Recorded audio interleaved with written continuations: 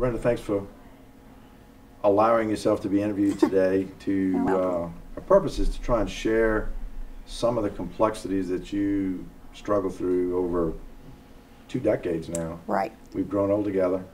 So people can understand that this is not a, going through transitions in life is not just a menopause issue, not just a health issue, it's a package. And I wanted to touch on bits and pieces of that. I first saw you almost 20 years ago. That's right. Maybe longer. And you saw me for weight loss initially. Right. Tell me what was driving you then. Well, you're talking to someone who at one point thought you were fat if you were 120. So I was an athlete. I had always, and then, you know, in those 30s and 40s, let myself slip, gain weight. I wanted to lose it quick.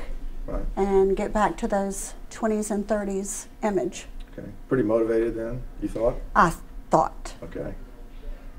So we went through the 90s, and then if I remember right, back in around 2000, you came in, you put some weight back on, you'd lost your hair at that point. Right. A lot of hair.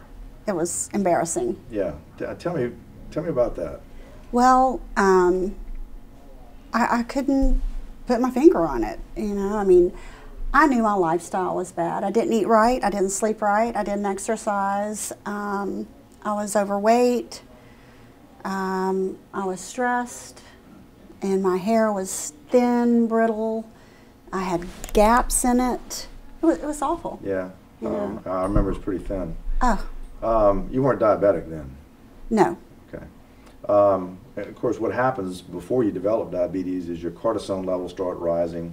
That makes your face very puffy, it makes your belly fat swell.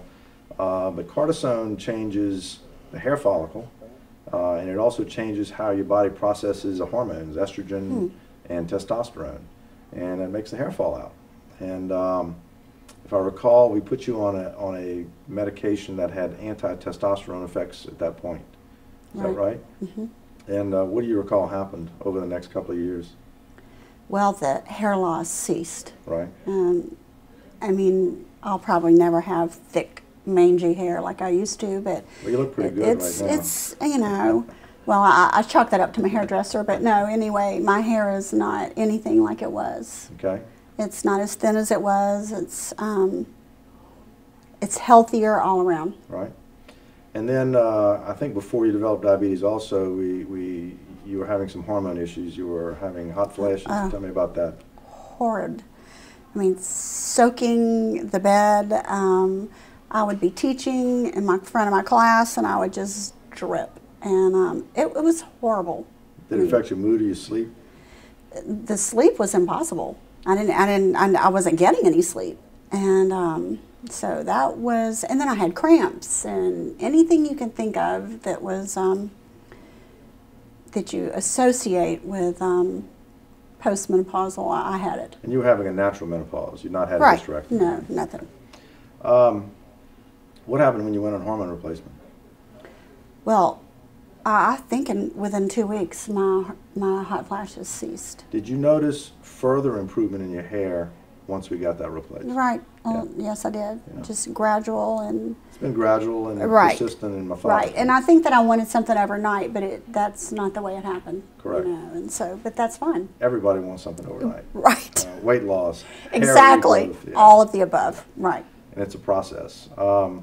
My experience has been that understanding that process is vital to correcting what's causing it to begin with. So, Sure. So we go along, and Hurricane Katrina hits us, and I think right after that, your sugar was becoming abnormal, and I think we asked you to give us Well, you know, Katrina hit, and then the summer after Katrina was when I had the fever. And you kept saying, you kept saying, as soon as we get you well, we're going to take care of the sugar. And it was my fault that I just kind of dropped out of the picture. I didn't, you know, I mean, life happened, and I didn't pay any attention to you until your office asked me to be in a study with Johns Hopkins, I believe, in a pre-diabetes study. Right.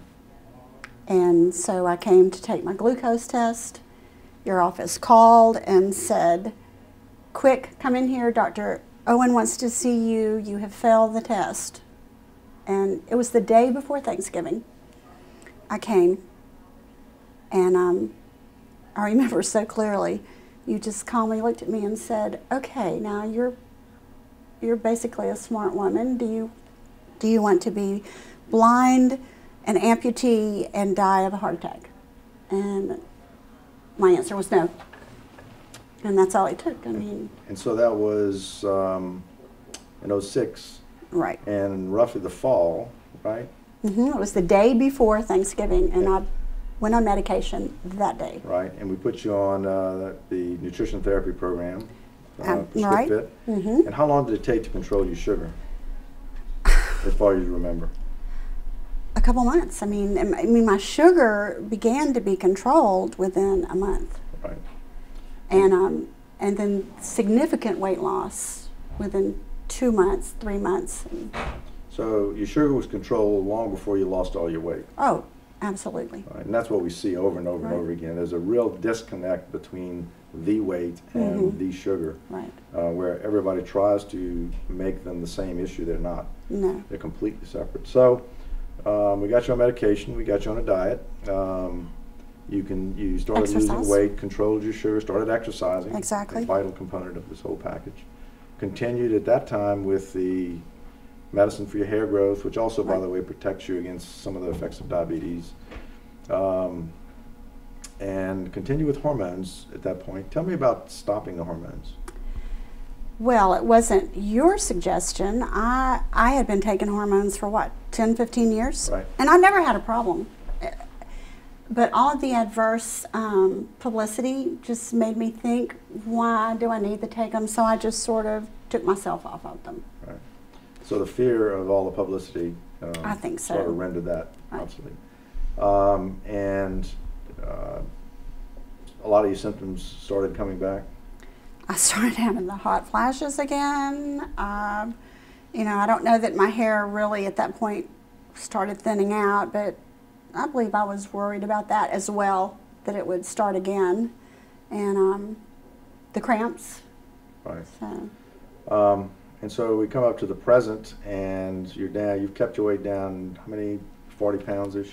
Right, 40 pound, right around 40 pound-ish. Right, because it's. Do you find much variation now in your sugars? Are they fairly consistently controlled? Absolutely. Yeah, and you're not on insulin. No. Yeah. Again, I think I've told you many times, if we have to put you on insulin, I'll fail.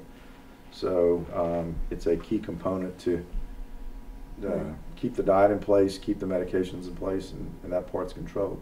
Now, the important thing from my perspective is, once that diabetes is controlled, and to a lesser extent, once your weight is down, you're not making all the cortisone you were making. So it's not damaging your bones, it's not contributing to the osteoporosis. Obviously, it has not made you wrinkle any. I don't know about that. Because the cortisone enhances collagen destruction in the skin, in every tissue, and so we see a lot of wrinkling, premature aging, and we're both in our late 50s, so right. I see patients, and you have friends who you've seen age very quickly with diabetes. That's a ravaging disease. Right. So the process, the point of trying to get to all my patients, and sometimes it takes years and decades, is that it's a process, and we have to intervene not only at every point in the process, but it's a moving target. Life is dragging us through. And exactly. For me, '07 was when I really began to work hard, and so here it is. It's 10, and I mean, as you've always said, it's a lifelong process. And so you're a French teacher by trade, and you've been all over Europe and had, I think, from my viewpoint at least, a pretty good life. Why now? Why stay motivated from now on? I want grandchildren. No, I mean, still learning. You know, I mean, Romance languages. I need some more languages to learn. So you want to be around for the grandkids and be able to take care of them, play with them. Take care of my parents. So they'll know you and take care of your parents. That's great. I mean, it doesn't get better than that. That's what it's all about, period. So, well, great. You know, of all the patients in my practice, I think you kind of exemplify the process is much or better than anybody that I could think of. So, and it's I'm your longest patient, I probably believe. could be. And most of the patients that I see have been years and decades. Right. People think, and it's a fundamental message that I get across, that the programs that we develop are, yes, you will lose weight, but weight loss is not the issue. If you had to compare Right. your nutrition therapy plan now as far as what motivates you versus when you first saw me for weight loss, any comparison? It is, because at that point, there was nothing I was worried about except weight loss. I mean, maybe worry, but that was my main concern. I thought if I lost the weight, everything else would come. But now it's everything. I mean, it's the whole package. And which one's more motivating? Weight loss or the health? The health. Yeah. Way more motivating. Right. Right. And that's what I found through the years. So to all of my physicians who use our program, I keep telling them it's the diet, not the weight. It's Right. the health, not the appearance. And they're all go together. They're not all disassociated, but all of my chronic patients who really done well, that's the message that they've learned. Right. So, well, thanks for. Not an easy lesson. No, it's not an easy lesson. Not easy on this end either. But it's certainly rewarding on both of our ends. So thanks for sharing all this with. You're welcome. Thank you for being patient with me. I think I've maybe tested you more than. Well, hopefully we'll both grow old together and see our great grandkids. I hope. All right. Thanks again. You're welcome.